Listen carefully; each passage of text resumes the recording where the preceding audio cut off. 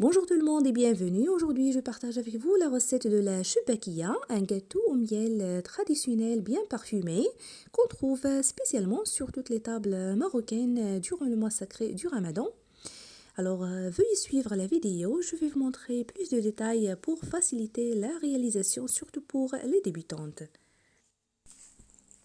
Alors, pour les ingrédients, j'aurai avoir besoin de 500 g de farine du blé tendre tamisé, 100 g de graines de sésame moulues, 50 g de graines d'amandes moulues avec la peau, une cuillère à soupe de graines d'anis moulues, le bout d'une petite cuillère de gomme arabique mixée avec un peu de sucre. Voilà.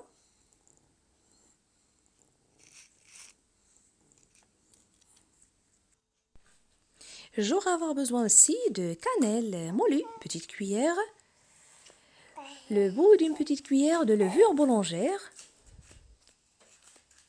et une petite cuillère de levure chimique 4 g et une pincée de sel. Pour les ingrédients liquides, ici j'ai 100 ml de mélange de beurre noisette avec huile de tournesol, donc c'est 50 ml de chaque. 100 ml d'eau de fleur d'oranger dans lequel j'ai mis quelques pistils de safran, le vinaigre, une cuillère à soupe et l'eau tiède selon le mélange. Alors dans cette terrine, je verse les ingrédients secs. Je commence par la farine, bien sûr tamisée. J'ajoute la pincée du sel. Maintenant, je vais ajouter les graines que j'ai mixées et passées au tamis. Il faut faire cette opération pour éviter que la pâte se déchire pendant la manipulation. Donc, j'ai ajouté les graines de sésame, d'amande, d'anis, de cannelle. Vous pouvez aussi ajouter les graines de fenouil si vous voulez. La gomme d'arabique mixée avec un peu de sucre. La levure chimique, la levure boulangère. Cette dernière, c'est facultatif. Puis, j'ajoute le mélange de beurre noisette avec huile de tournesol. Donc, c'est le beurre que j'ai fait fondre. Si vous voulez mettre à la place d'huile d'olive, c'est selon le choix. Et je mélange bien à la main, comme vous voyez.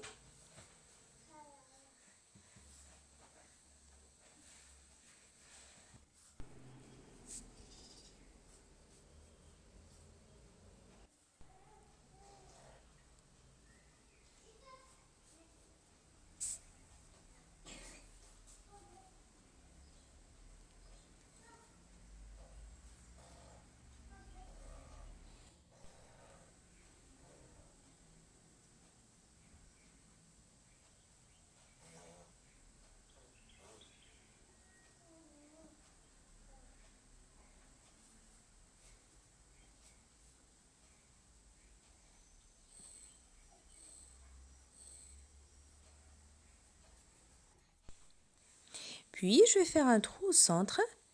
Je vais ajouter la cuillère à soupe de vinaigre et l'eau de fleur d'oranger dans lequel j'ai mis quelques pistils de safran. Je vais ajouter de l'eau tiède en petite dose jusqu'à ce que je ramasse la pâte. Donc la pâte, il faut faire attention, la pâte doit être un peu dure, homogène. Je la pétris quelques minutes pour lui donner de la souplesse. Donc là voilà, il ne faut pas qu'elle soit trop molle. Donc voilà, j'ai formé un boudin. Je le dépose sur le plan de travail, je le divise par des petits bouts. Et pour ne pas oublier la quantité de l'eau que j'ai utilisée, c'est environ 90 ml. Et c'est selon l'absorption.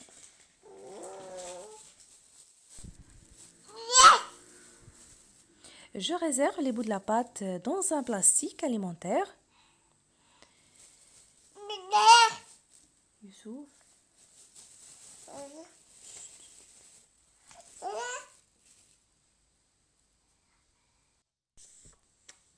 Alors, je prends une part et sur le plan de travail, je vais l'étaler finement à l'aide du rouleau à pâtisserie.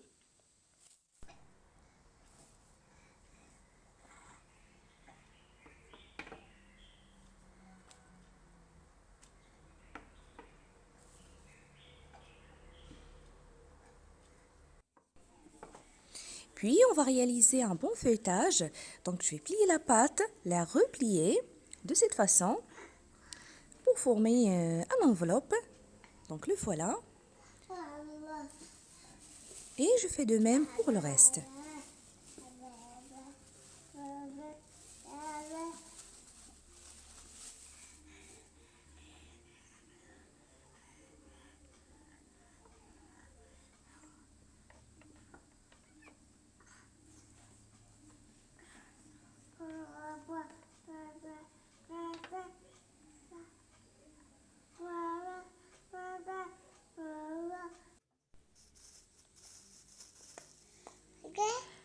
Après, je vais laisser reposer ma pâte au frigo 30 minutes minimum. Comme ça, elle sera plus ferme et facile à manipuler. Alors pour la manipulation, je vais utiliser bien sûr ce rouleau à pâtisserie, ce tampon spécial pour la Chupakia. Donc il est disponible dans tous les magasins, les grandes surfaces. Si vous ne trouvez pas, vous utilisez tout simplement cette roulette. Je sors ma pâte du frigo, je prends un petit carré. Voilà. Je filme les autres et je les laisse de côté.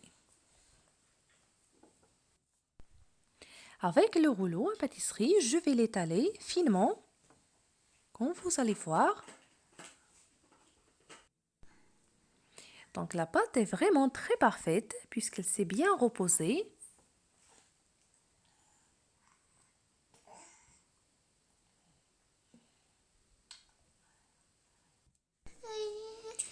Donc n'oubliez pas de tamiser tous les ingrédients secs.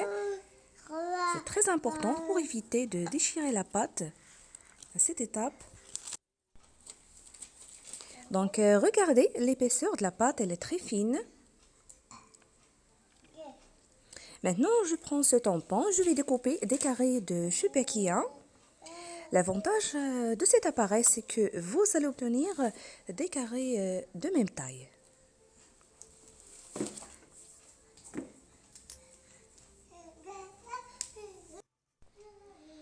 J'enlève l'excédent de la pâte, je les ramasse et mettre dans ce plastique alimentaire. Alors pour le pliage de ce beau gâteau, c'est facile. Ici j'ai un carré de 5 petits bandes. Donc je vais soulever le premier, je laisse le deuxième en bas, le troisième en haut, le quatrième en bas, le cinquième en haut. Et voilà, on se retrouve avec 3 bandes devant et de derrière. Puis je vais pincer la dernière bande sur mon doigt, comme vous voyez. Puis je la dépose sur le plan de travail. Je sépare les autres bandes délicatement.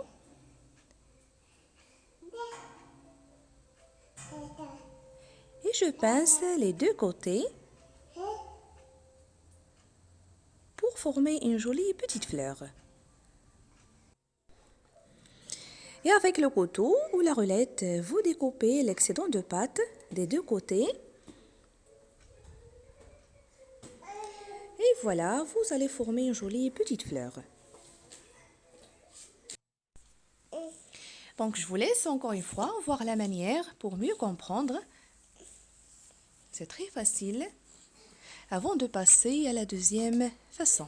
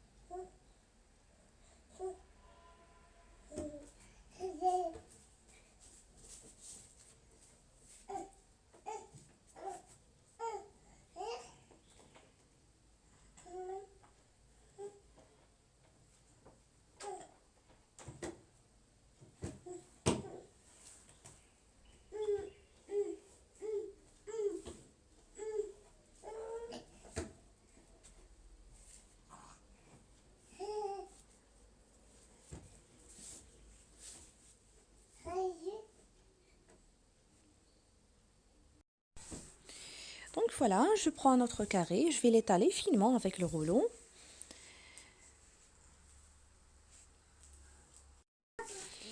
Et cette fois-ci, je vais utiliser la roulette. Donc je commence par découper un grand rectangle. Je vais soulever l'excédent de pâte.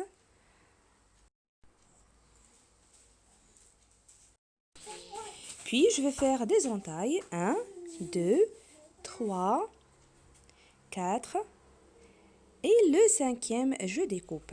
Donc encore une fois, 1, 2, 3, 4. Le cinquième, je découpe.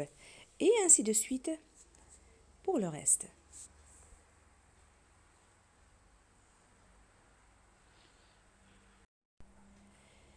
Je la manipule de la même façon.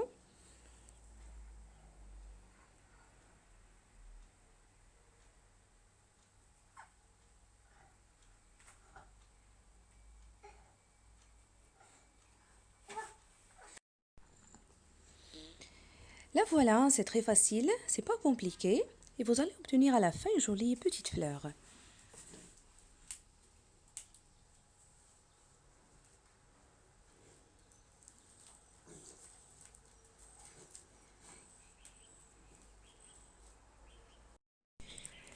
Et comme je vous ai dit, je vais vous montrer une deuxième façon. Donc je vais séparer les petites bandes. Donc je vais plier 2 sur 2. Il nous reste le cinquième. Je le replie de nouveau sur le dessus. Je sépare un peu les bandes. Je pince les côtés, les deux côtés. Je découpe l'excédent de pâte. Je pince de nouveau pour éviter qu'il s'ouvre pendant la cuisson, la friture plutôt. Et voilà, c'est facile et vous allez obtenir à la fin une jolie petite fleur. Après avoir fini, je les laisse se reposer une demi-heure minimum avant de passer à la friture. Après ce temps, je prends une marmite, je mets du miel dedans pour tremper les gâteaux. Si vous voulez la recette, je vous laisse le lien sous la vidéo. Et si vous voulez utiliser du miel pur à le choix, celui-là, c'est du miel au sucre à la fleur d'oranger qu'on utilise souvent pour ce genre de gâteau. Alors, j'ai mis ma poêle sur feu moyen, j'ai versé huile de tournesol, je la laisse à chauffer.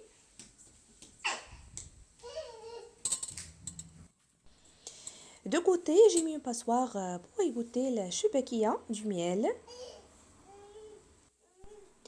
Et un petit bol dans lequel j'ai mis quelques graines de sésame grillées pour saupoudrer. Et voilà, maintenant on va passer à les faire frire. Il vaut mieux de les laisser se reposer le plus longtemps possible pour garder sa forme pendant la friture.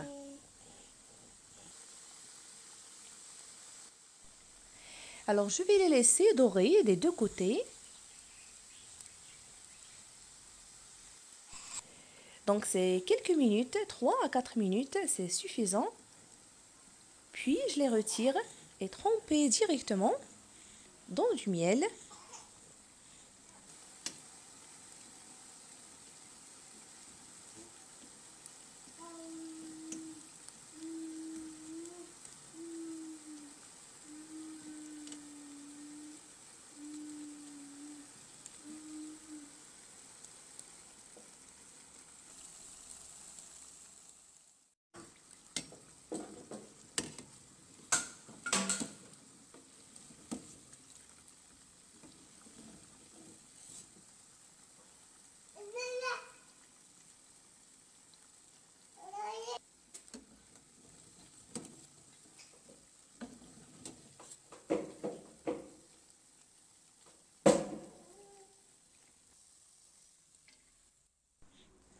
Alors je les ai trempés dans ce miel froid.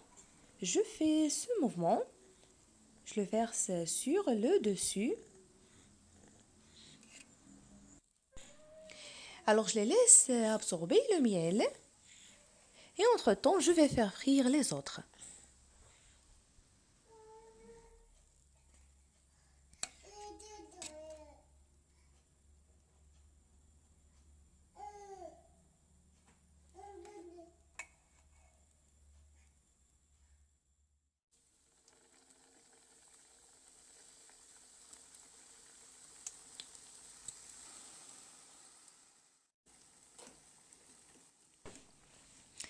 Alors à cette étape, une fois que je retourne la choupaquilla de l'autre côté,